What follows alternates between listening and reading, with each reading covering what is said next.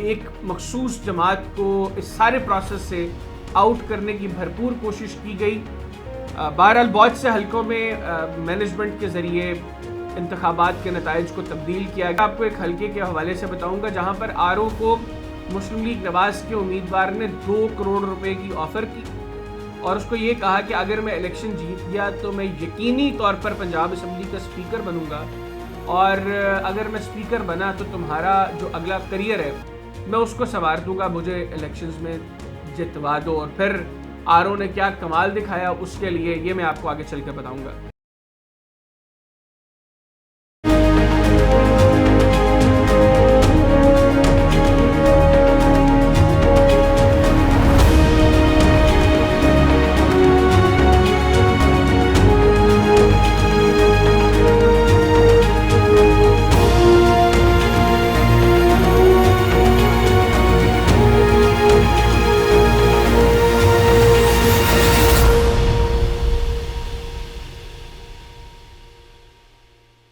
बिस्मिल्लाहिर्रहमानिर्रहीम, अस्सलाम वालेकुम व्यूअर्स, मैं हूं हैदर हयात खान।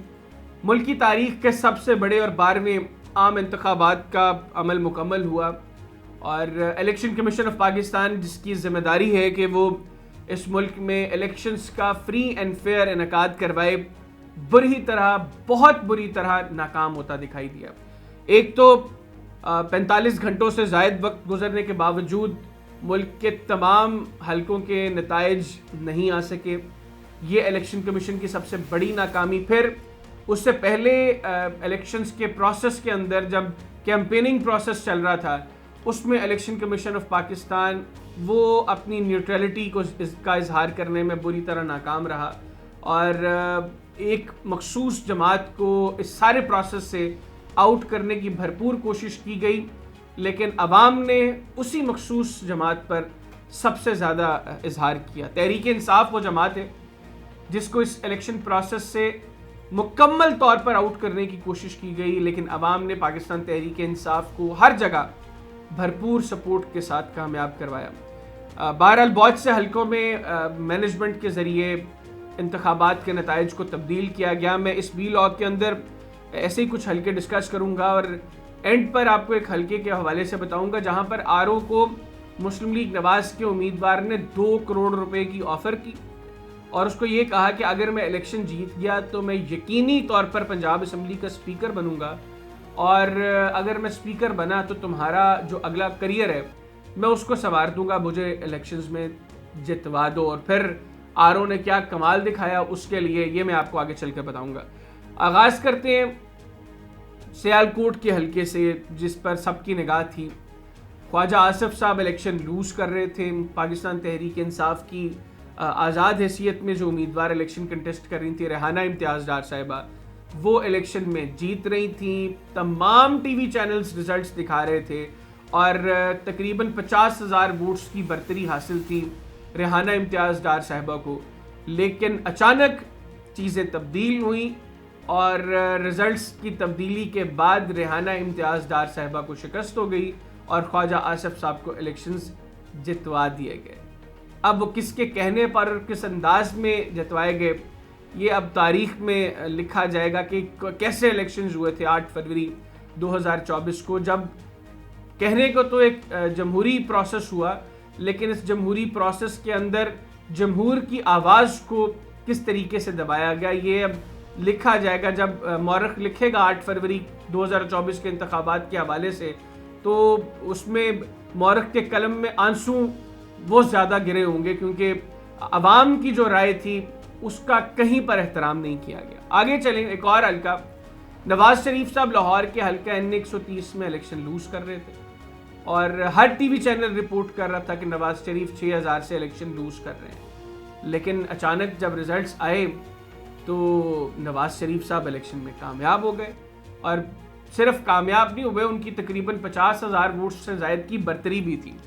अगर मैं गलत नहीं हूँ, ये मेरे पास एक ट्वीट है शेर अफजल मरवत साहब का। शेर अफजल मरवत साहब लिखते हैं कि मैं बल्कि इसको साथ साथ कैलकुलेट भी करता हूँ ताकि आपको बता सकूँ कि किस तरीके से यहाँ पर हमारे माशाल्लाह इलेक्शन कमीशन ने आरओज़ ने काम किया। उन्होंने कहा जी कि जो फॉर्म 47 है जिसमें फाइनल रिजल्ट्स आते हैं, उस फॉर्म 47 के मुताबिक 2,94,043 वोटर्स ने इन इंतखाबात में लाहौर के हल्का N130 में अपनी राय का इजहार किया। अच्छा, इसमें एक उम्मीदवार हैं जी पाकिस्तान मरकज़ी मुस्लिम लीग के खालिद मसूद संधू साहब, जिन्होंने 2520 वोट्स हासिल किए।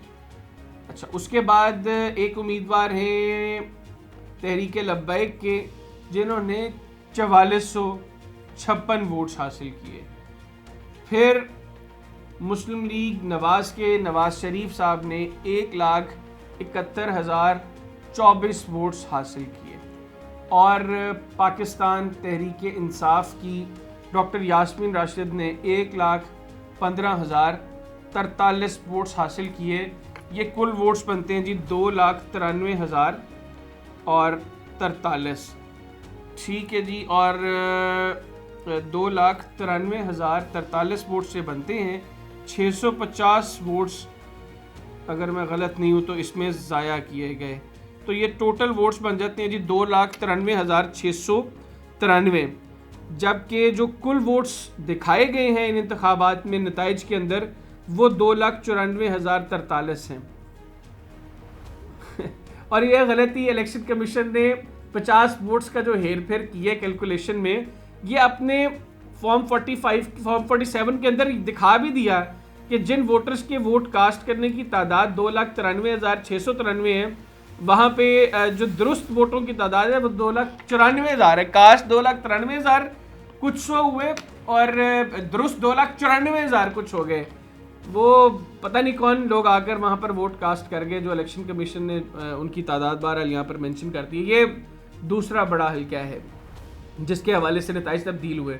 और ये 1, 2, 4, 5 हल्के नहीं है, मल्टीपल ऐसे हल्के हैं जहाँ पर इसी तरीके से नताइज को तब्दील किया गया। अब मैंने आपको आगाज़ में एक हल्के के हवाले से आपसे बात की थी कि यहाँ पर आरओ को कहा गया 2 करोड़ रुपए उसको कैश दिया गया और साथ कहा गया कि तुम्हारा करियर संवार दिया जाएगा, क्योंकि इलेक्शंस में मैं कामयाब हुआ तो मैं यकीनी तौर पर स्पीकर बनूंगा। ये हल्का है जी कौमी असम्बली का NA-189 और सूबाई असम्बली का PP-297, पंजाब का आखिरी हल्का। यहाँ पर कौमी असम्बली की नशस्त पर मुकाबला था पाकिस्तान तहरीक इंसाफ से मुनरफ होकर पाकिस्तान मुस्लिम लीग नवाज में आने वाले रियाज मजारी साहब का आज़ाद उम्मीदवार शमशेर मजारी साहब से। अच्छा, अब शमशेर मजारी साहब तहरीक इंसाफ के उम्मीदवार नहीं थे। इस हल्के में जाहिद मजारी साहब, जो दोस्त मोहम्मद मजारी के चचा हैं, वो तहरीक इंसाफ के उम्मीदवार थे। शमशेर मजारी साहब वैसे आज़ाद पैनल के साथ इस हल्के में इलेक्शन कंटेस्ट कर रहे थे। सिमिलरली 297 जो है, यहाँ पर भी जाहिद मजारी साहब तहरीक इंसाफ के उम्मीदवार थे, दोस्त मजारी साहब मुस्लिम लीग नवाज के उम्मीदवार थे, जबकि खिजर हुसैन मजारी साहब आज़ाद हैसियत में शमशेर मजारी साहब के साथ पैनल में सूबाई असम्बली का इलेक्शन कंटेस्ट कर रहे थे। अवाम ने अपनी राय का जब इजहार किया, मैंने इस हल्के पर वीलॉग भी किए, मैं ये हल्का विज़िट भी करके आया था, और जो मैंने अवाम का हाल देखा और अवाम के दिलों में दोस्त मजारी साहब के ग्रुप को लेकर नफ़रत देखी और वीलॉग किया, तो बहुत से मुस्लिम लीग नवाज के लोगों ने मुझे तनकीद का निशाना बनाया कि मैं गलत चीज़ें शेयर कर रहा हूँ। यहाँ पर तो दोस्त मजारी की जीत वो यकीनी है और रियाज मजारी साहब की जीत भी यकीनी है, लेकिन नताइज जब आना शुरू हुए तो लोगों ने देखा कि दोस्त मजारी, उसको भी शिकस्त का सामना करना पड़ा और रियाज मजारी को भी शिकस्त का सामना करना पड़ा। लेकिन अपनी यकीनी शिकस्त को देखते हुए रात के उस पहर जब पता नहीं कौन लोग आकर अचानक वोट कास्ट कर रहे थे और कैलकुलेशंस जो हैं वो चेंज हो रही थी, रिजल्ट्स चेंज हो रहे थे, उसी वक्त ये लोग भी एक्टिव हुए और PP-297 में जहां पर तकरीबन 9,000 वोट्स की बर्तरी थी खिजर मजारी की, उसको कम कर दिया गया, इनफैक्ट ख़त्म कर दिया गया और दोस्त मजारी को 2,000 वोट्स के साथ इलेक्शन जितवाने की कोशिश की गई। बहरहाल दूसरा ग्रुप भी दोस्त मजारी को जितवाकर खिजर मजारी को हराने की कोशिश की गई। इस पर खिजर मजारी साहब का ग्रुप और शमशेर मजारी साहब का ग्रुप एक्टिव हुआ और ये DC ऑफिस के बाहर गए, RO ऑफिस के बाहर गए, वहाँ पर हंगामा आराई हुई। दोस्त मजारी साहब के ग्रुप ने फायरिंग की, जिसमें उनके अपने ग्रुप के और दूसरे ग्रुप के कुछ लोग ज़ख्मी भी हुए और इसी दौरान इन्होंने प्रेशर डालकर आरओ को दोस्त मजारी ग्रुप ने ये ऑफ़र की कि हम तुम्हें 2 करोड़ रुपया कैश देंगे। दोस्त मजारी ने कहा मैं इलेक्शन जीत गया तो मैं यकीनी तौर पर पंजाब असम्बली का स्पीकर बनूंगा, मैं तुम्हारा करियर संवार दूंगा। लेकिन आरओ साहब ने प्रेशर में आए बगैर, जो नताइज पहले बार तब्दील हो रहे थे, उन्होंने ये प्रेशर नहीं लिया, बाहर पब्लिक का प्रेशर था और रिजल्ट्स अनाउंस हो गए। दोस्त मजारी साहब को भी शिकस्त हो गई और रियाज मजारी साहब को भी शिकस्त हुई।